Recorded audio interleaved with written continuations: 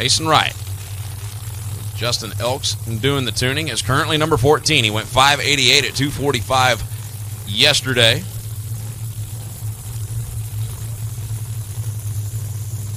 Mason Wright earlier in the year in Gainesville had one of the best saves I have ever seen in my life. I have never seen a door car, especially a Pro Mod, get that sideways without touching anything on the racetrack. You can see the entire side profile of the car from the top-end camera view.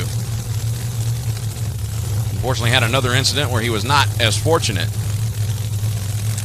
But trying to improve on a 588. Sidnei Frigo out of Sao Paulo, Brazil for Artie Vinco Racing. Stevie Fast Jackson doing the tuning.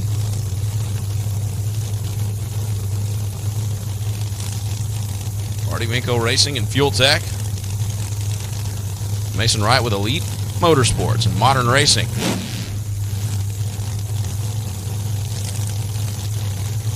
So Sidney mustered a best of 591 at 244 yesterday.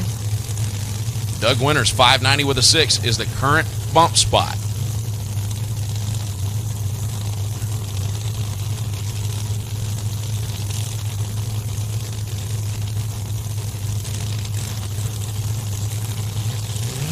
Drew walks away from the cars. One last clear of the motor for Mason Wright. And he's going to roll in.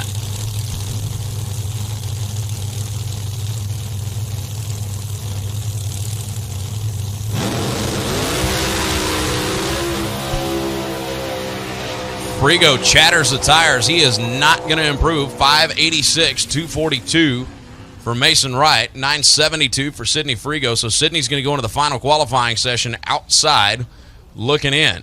Mason Wright moves up to the number 11 spot. 586.9, 242.